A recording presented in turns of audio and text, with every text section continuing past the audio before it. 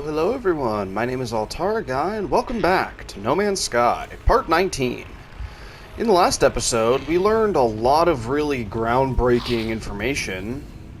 The main one being, none of this is real. Yeah, we learned that the entire universe is actually a simulation, and it's to basically cover up the fact that the Atlas is dying, and so they wanted to stretch their existence out as long as they possibly could to prevent the inevitable end. Which was a little unsettling, I gotta be honest. And then, towards the end of the episode, we rescued this freighter from a whole bunch of pirates, and in the part that you guys didn't see, I sent them out on an expedition, and we're going to start this episode off by seeing what they got from said expedition. So let's see what we got. Fleet Command Online. Calibrating to Fleet Commander Millerk of the DSV-5 Murasoe. Log entry 229. Cultivated good relations with the Korvax. Secured preferential trade deal in Hikata Vizep system. Got some units for that. Log entry 511. Radar detected slow-moving metal objects drifting through Misiak sector. Deployed tractor beam. Objects appeared to be debris from a freighter collision. Processed scrap for sale at trade terminal. Collected re-latticed arc crystal. Entered Sahikawa system. Made contact with local Explorers Guild chapter. Formatted expedition survey site into music. Presented this as a gift to the guild envoy at Korvax. Received valuable gifts in return. Got units from that. Fleet arrived in Korvax controlled... there we go. Controlled system, docked at space station. Local research entities had produced several new alloys, purchased and sold on both sample material and alloy recipe itself. Got 2 convergence cubes. Returned home to the fleet, assumed formation in capital ship, awaiting debrief. Alright, let's end the expedition. So I got some goodies from that, which is pretty cool. Let's look at the freighter and see... Holy crap, that is a lot of money. Alright. Well, that was worth it.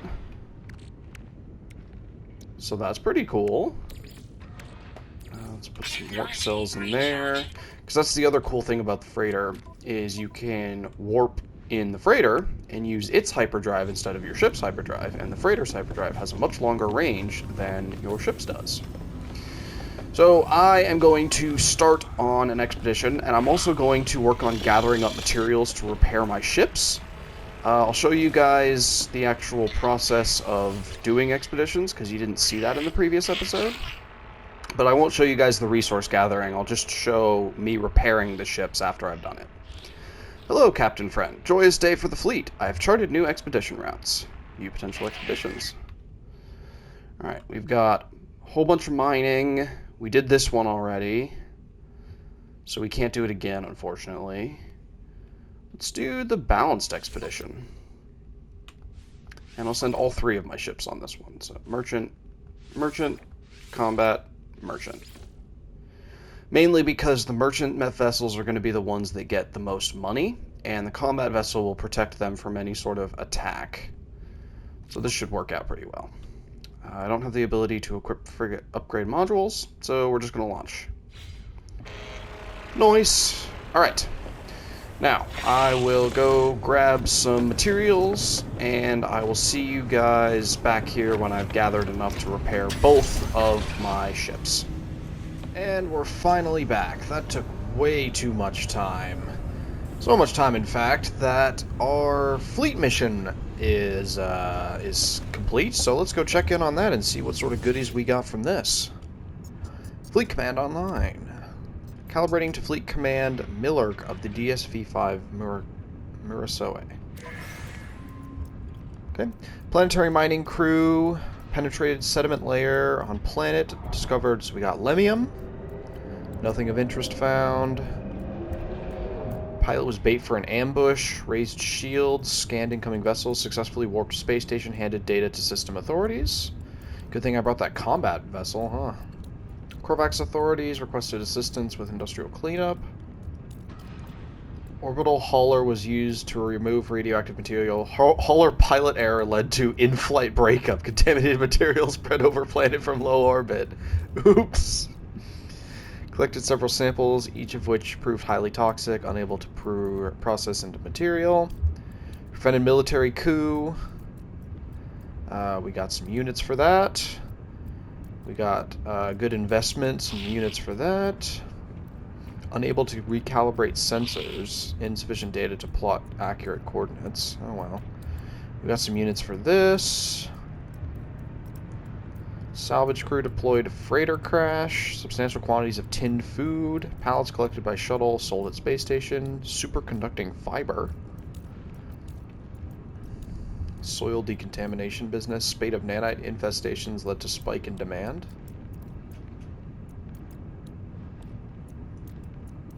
Get control. Wow, this was a long mission. Holy crap. Vy'keen effigy. Nothing there. Fired upon while attempting to land. No escort shuttles available. Aborted landing. Departed system. That's fine. Smuggled orbital escort to assist local Vy'keen forces. Got money for that. Holy crap, there's a lot of stuff. Samples turned out to be common rocks. Offered chance to invest in high-resolution orbital photography business. Demand booming. Solid.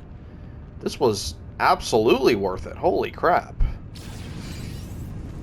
Lemium, superconducting fiber, Vy'keen effigy. 100,000 units or total for that. That's pretty good. Alright. So I'm going to hold off on that, but we were able to upgrade our ships, not upgrade, but fully repair our ships. And I'm going to now take this one as my primary, because it is a B-class ship, and it has a freaking enormous inventory compared to my fighter. So I went ahead and installed the phase beam and the rocket launcher as my weapons. I need some microprocessors and wiring looms to fully install the economy scanner, but other than that, everything will pretty much be ready to go, aside from the cadmium drive and the efficient thrusters. But honestly, the efficient thrusters are not really worth it, in my opinion. So what we're going to do is we're going to go take these other two ships, and we're going to go to the space station, and we're going to melt them down to scrap so we can get a whole bunch of cash from them. And in the process, we will finish making the upgrades to our ship as needed, and then I will work on progressing the story. So I will see you guys at the space station. Okay. Alright, well, I guess you guys can take a look at this. That's fine. I figure, actually, I'll take this time to do a little bit of lore discussion with you guys. So, in the last episode, we received judgment from the Atlas. And they said that because of our decisions, Apollo survived. And I was curious, because, you know, to me that implies that Apollo could have died. And I was interested to see, you know, what the circumstances are for that particular situation. Drones deployed. I'm curious where to find upgrades. Increase the size of Starship inventory, base stats by upgrading its class. Upgrades to specific functions, technology merchants, right, okay. Begin the salvage. Salvage analysis complete. Extract high-value scrap metals or harvest reusable customization module. I don't know what the customization module is, so I'm going to claim the scrap. Starship and all cargo will be destroyed. Confirm. Salvage. Yes. Never mind. Why do I need 6 inventory slots?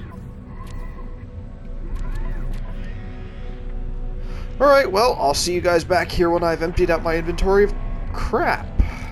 Okay. We're back. I got my inventory slots.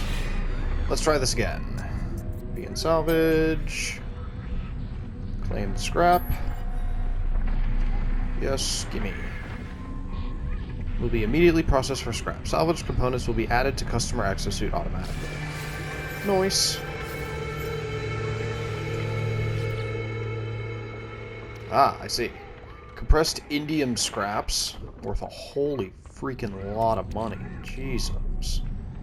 Subatomic regulators. Spool of nano cables.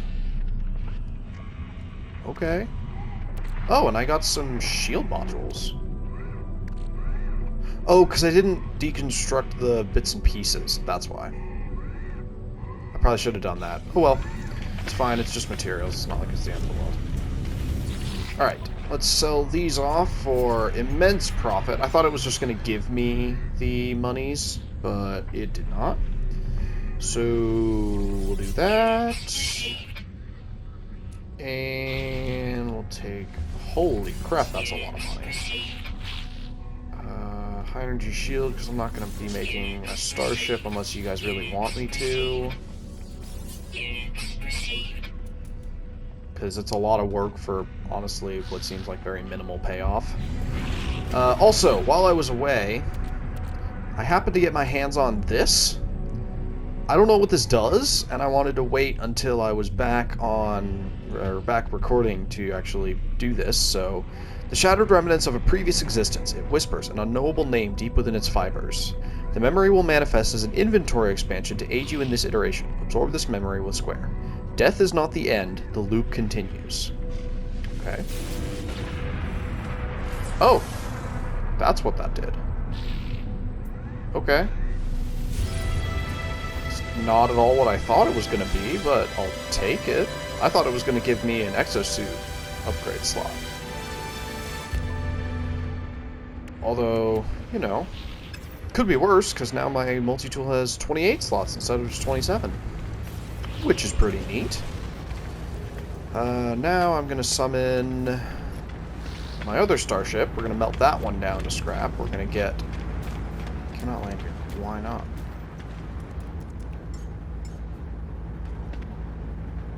That one worked, I think.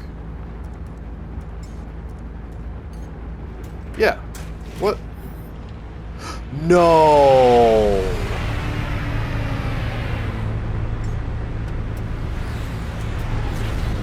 Never mind. We're good. It's fine.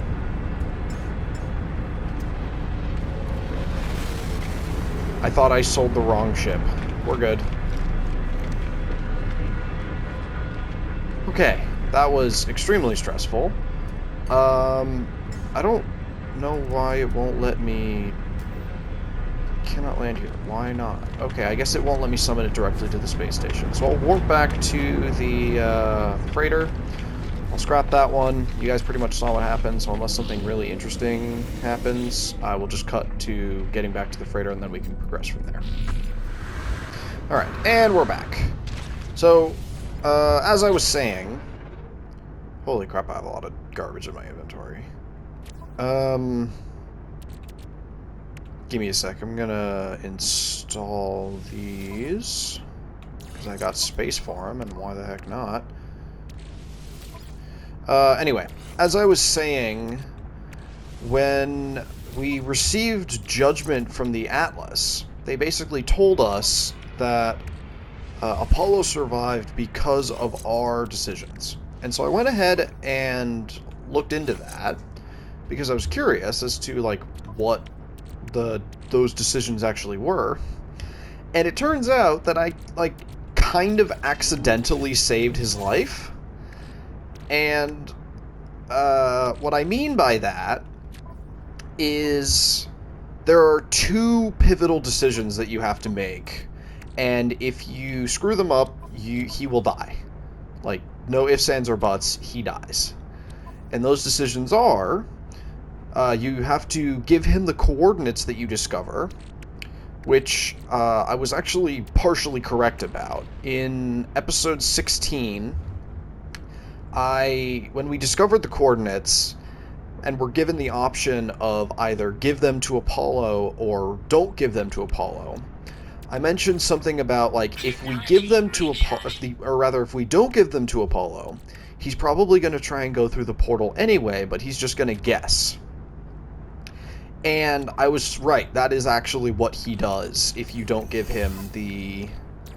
if you don't give him the coordinates.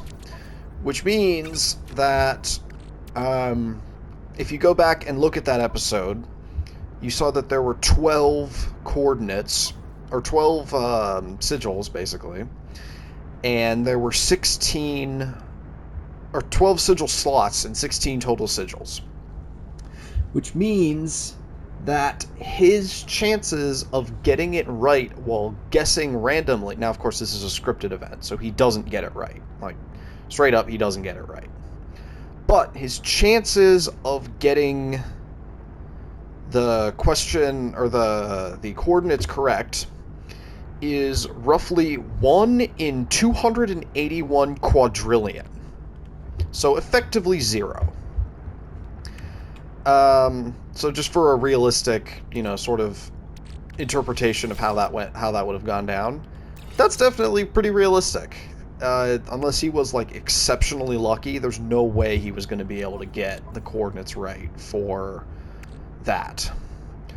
Now, the other decision, which I didn't actually realize contributed, was when he contacts you after, or rather during, the second job that you do for the Gek, which is in episode 17. So if you guys haven't watched that episode, that one, it looks a little boring, but I promise you it is actually worth it. There's a lot of information that we learn about pretty much everything in the galaxy from that episode.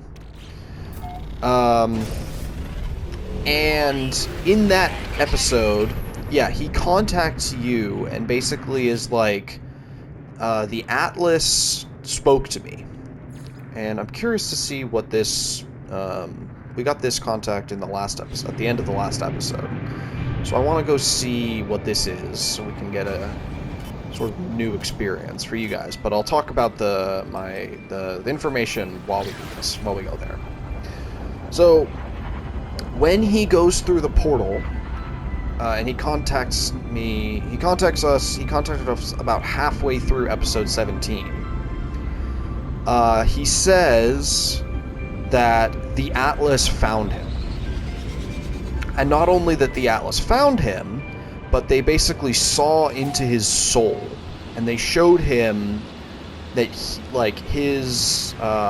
that he was a simulated entity, which is like the first real clue that we get that this isn't actually real. And so he asks you, like, what does this mean? And your choices, and basically he asks you, like, is money and being told what to do, like, the whole point of life? And if you say yes, his revelation basically telling him that will cause him to fall into a deep despair, because his worldview is that the only things that are worth doing are things that give you money. But if you're a simulated entity, then money, you have no use for money, because, it's not real. Nothing is real. And so he basically falls into a deep despair, and you can't do anything to console him. And so I don't know if he dies, or if he just becomes totally lost, and you can't, like, ever talk to him again. And I thought that was really interesting, because I said, no, there's more to life than just money, simply because I was disgusted by his greed, and I wanted to try and, put him on a better path, because it's like, there is more to life than just money. So I accidentally saved his life, is sort of the long and the short of it. It looks like our final area thing is right here. But yeah, I, like, totally accidentally saved his life. And so I thought that was really interesting, because I didn't know that if you said yes, that he actually just, like, straight up dies, or that he just becomes inconsolable, and he becomes, he basically becomes like Null, because Null's whole thing was he learned that there was no point in, or he basically interpreted, screw you, stupid plant. You know, we learned that when he met the Atlas for the first time, because he's the first traveler, we learned that the Atlas tells him that or tells them, I suppose. We don't really know if Null has any sort of sexual dimorphism or anything like that. You know, pause to read this. Log 2015F, breach event 407 souls. If you are listening, you have likely found our final log. I leave this trace as a memory of my fallen friends, and a warning to others who may end up on our path. I cannot deny myself the vain hope that someone may find me, though I beg you, do not follow. The haunting transmission ends. I notice the stranger has left behind an upgrade module for the aeration membrane. Okay. I take the upgrade module. Its installation history contains the serial number of its owner's starship. Perhaps I ought to follow.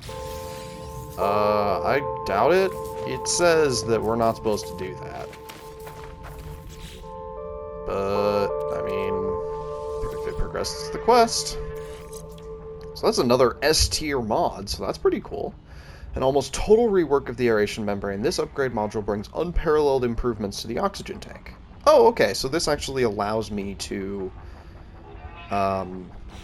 recharge the oxygen tank like I would with hazard protection. Because before, the only way to do that was to come up to the surface and breathe. Which is kind of... It's nice that this is an option for us now. Anyway. I'll scan so while the starship trace happens, I'll run back to my ship so we can figure this out. But the point that I'm getting across here is that Null learns that the number was like 18 quintillion planets in existence. Now, that's also interesting, because for all of you math junkies out there who may have noticed this immediately, we are told at the start of episode 14 that in the second Traveler's Log, because the first one was in the part of the episode that got corrupted, unfortunately, we're told in the second Traveler's Log that the first Traveler, Null, asks the Atlas how many planets there are in existence, because they think they've seen them all. And the Atlas tells them that there are like 18 quintillion planets.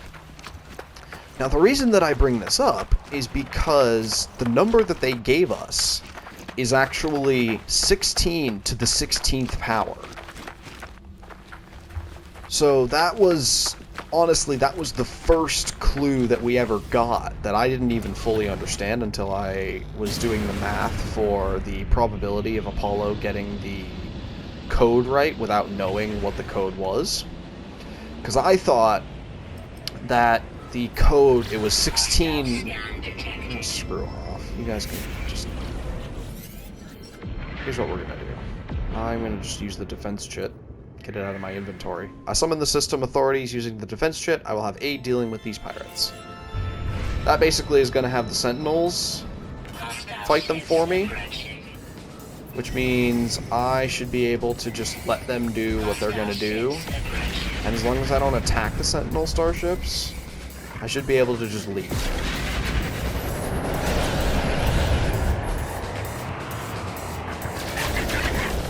So, I guess we can just fight this dude off. But the Sentinel is going to help us out a little bit. Which is pretty nice. And there may be a slight... Whoopsies. There may be a slight downgrade in my weapons capabilities because I'm not using a freighter anymore. Or I'm not using a fighter anymore. I'm using a freighter, which obviously is less inclined to be weapons oriented and more focused on carrying around all of the stuff that you need to carry around. But that seemed to work pretty well. Anywho, as I was saying before I was so rudely interrupted, we learn... Yeah, so I thought when we were looking at the coordinates that there were 16 possible slots and 16 possible glyphs. And I thought that was significant because that means that there are 16 to the 16 possible combinations, because we saw that glyphs are allowed to repeat, which means that for those of you who have ever taken a probability class or anything like that, you know that when things are allowed to repeat, it's however many options to the however many slots power. So it's 16 options. I thought it was 16 slots, so it's 16 to the 16th power, which incidentally is 18.4 quintillion. So my thought process there was that the glyphs were significant insofar as they each possible pattern corresponded to a different planet. Now I was wrong about that, because when I was doing the math, or when I was looking back at the actual footage, I saw that it was 12 slots and not 16. But this goes back to my original point of the 18.4 quintillion planets that were in existence is 16 to the 16th power. Now, and yeah, that was like the first hint about about everything that was going on, was because the 16, we learned that the Atlas has 16 minutes left to live, and that's where the whole 16 thing comes from. But we don't this was like I'm pretty sure our first inclination of the actual situation that was going on. So it's kind of, well, what the heck? We're here already. Ground protection falling. Crashed starship located. Oh, we are here already. And so that was like the first ever situation that we had, like the first clue that the Atlas, that 16 and the Atlas had something to do with each other. Because beforehand, 16 was just a number. It was cool, but it was just a number. Oh, I can actually claim this ship? Ship's terrible, though. Why would I want to claim it? I also spent so much time fixing other ships already. I mean, I guess I'll take it. I don't really want it. You know what? I'll just scrap it as well. That's fine. Anyway. So that's like the first time, because yeah, when we start out on the game, we get the whole like the 16, whatever have you. I think that shows up in like episode 3. You could correct me if I'm wrong, but I'm pretty sure it's fairly early in the series that we see those numbers for the first time. And I'll pause so we can take a look at this beacon real fast. Log 3A, breach event, +4 souls. Oh, so this was fairly recent. Most of the crew are dead. Only those of us already suited up when the asteroid hit survived the initial decompression. The asteroid hit. We were lucky that smaller ships were able to get clear before the hull imploded. None of our ships have hyperdrive capability.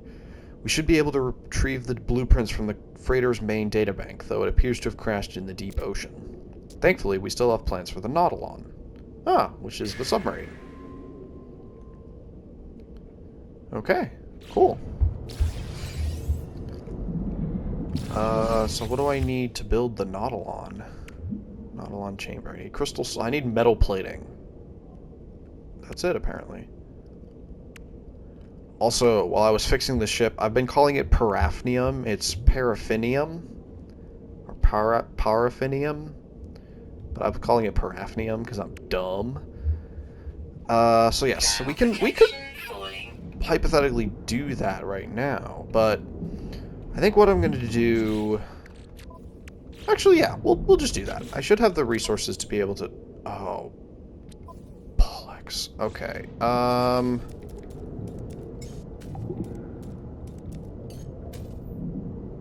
shoot. Okay. So I gotta go back to the surface and find my ship. I forgot that when I claim the ship, it undoes my freaking thing. Anyway, Technology So, as I was saying before... Technology Oh, I gotta get out of recharging. here. Oh god, what was I saying before? I've totally lost my train of thought. Ground protection falling.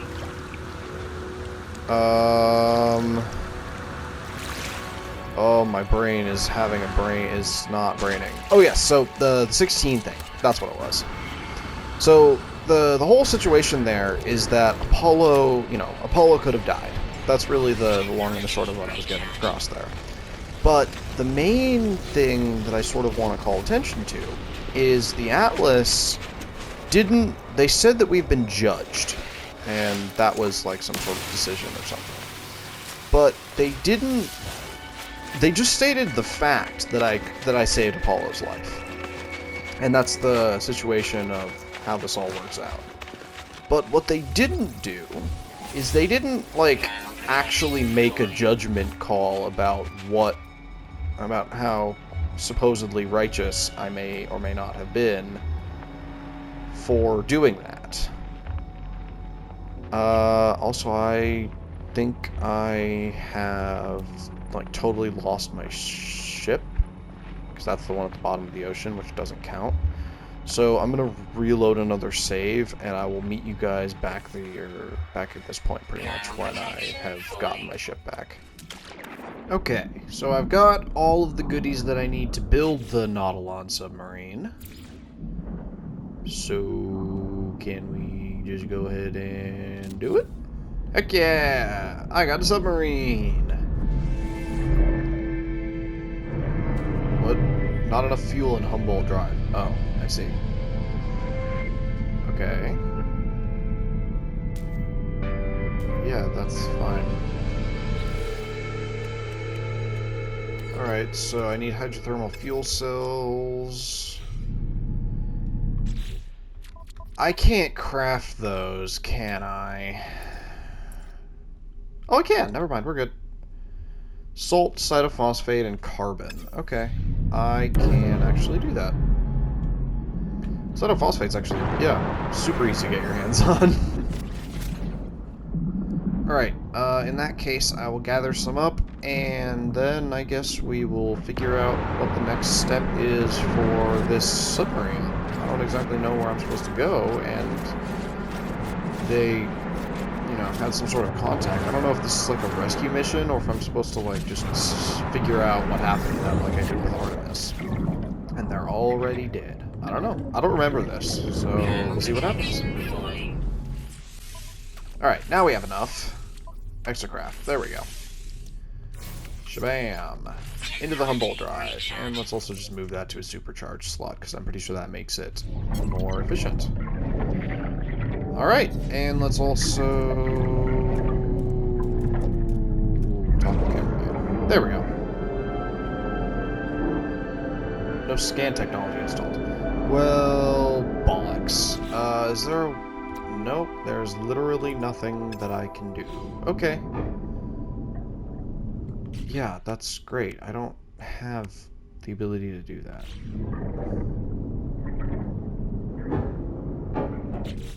Okay, so it seems as though I am going to need to get some kind of scanner for the Nautilon, because otherwise there's absolutely no way that I'm going to be able to...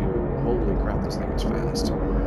I have no idea what I'm even looking for, much less how I would find it.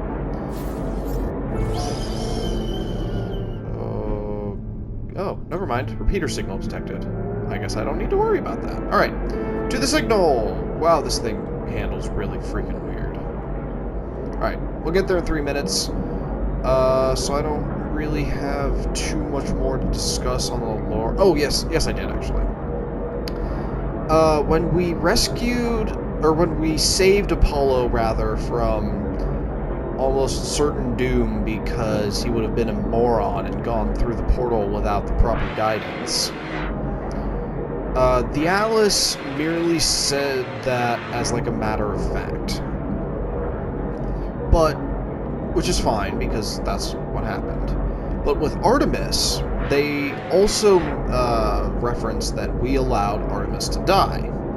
And the Atlas didn't have any judgment on that either. However, you can certainly draw a whole bunch of parallels to the Atlas's own situation of they are actively dying, and so this is a simulation for them to live out their final moments in eternity. Of course, that's falling apart, but, you know, that's neither here nor there. But they... And so they created, like, the Travelers to basically... What seems to basically just maintain the simulation. And... Now, I don't fully remember this, but I believe the purpose of the Travelers is to point out anomalies and then correct, and basically draw attention to them and correct them. Now, if that is indeed the case, that means the Travelers were created by the Atlas. Which also means that you would expect the Travelers to be able, or rather to have the same judgment as Atlas. And now, of course, you can certainly make the claim about, like, well, it's the player who's actually in charge of what the Traveler does.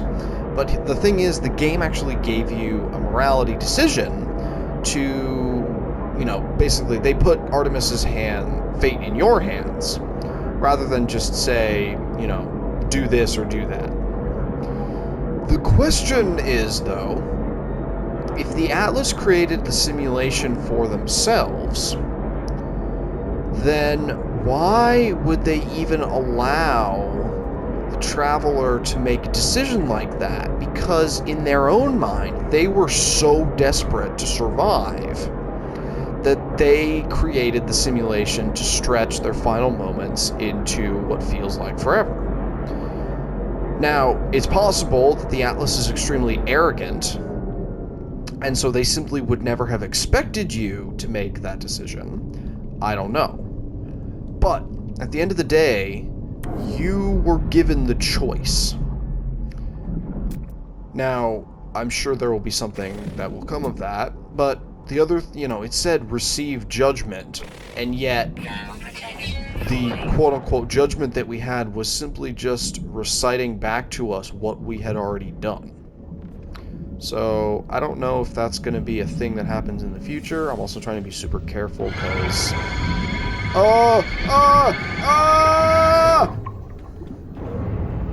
Okay, back to the pole spitter then, I guess. There we go. Boltcaster is not doing it for that. Anyway, that's basically just my 2 cents about this whole situation, is really just get out of here, get out of here, get out of here, get out of here, get out of here, get out of here. It's just like, why would the Atlas give us the decision if they themselves are omnipotent? Why would they not just have us do what they themselves did? This also lends some level of credibility to the idea that the Atlas were not the ones who created the simulation, that there is some other entity that did this to effectively preserve the Atlas, because maybe the Atlas is a friend of this other group, and it's sort of like, where does it end? Like, it just keeps repeating all the way down. Because if you sort of figure that if we did this to Artemis, then we basically become the Atlas to her. So, you know, where does it end? That's really just the question. Anyway, let's look at this terminal and progress the quest, and then I think I may end the episode here. We'll see. Despite the decay, the station's mainframe remains functional. The records have clearly been accessed by whoever came here before. The last entry is a download of a high-power sonar unit. Oh, okay. But there's something strange. The timestamps have been purged, and there is no way to tell how long ago the crew were here. Was this place on land when it was last visited? The horrors that lurked outside must surely have come after. But what drew them here? Unless what? Solar mirror, crystal sulfide, ferrite dust. Yep, I know about that already. Okay, I don't know that I can craft a a solar mirror, though. I don't know that I have the materials for that. I don't think I do. Anyway, let's get back into the Nautilon so that we can breathe and not freeze to death. And let's see if we can craft ourselves a solar mirror. No, we cannot. Okay. In that case, I will just install this. And in the next episode, I will install this and progress this underwater quest to see what the situation is there. Maybe they will give us some sort of insight on the Atlas, because they showed up as soon as we got the first glyph for the Atlas. I don't know if that's coincidence or not, but we're going to get to the bottom of it. The bottom of it, because we're in the ocean. I'm so funny. Anyway, if you made it to the end of the episode, please consider to like, comment, and subscribe. I really appreciate it, and it helps let YouTube know that this kind of content is stuff that people want to see, and it helps, them know to push it out to other people. But, hopefully you guys were able to appreciate me entertaining you all, and as always, take care of yourselves. Alright, bye.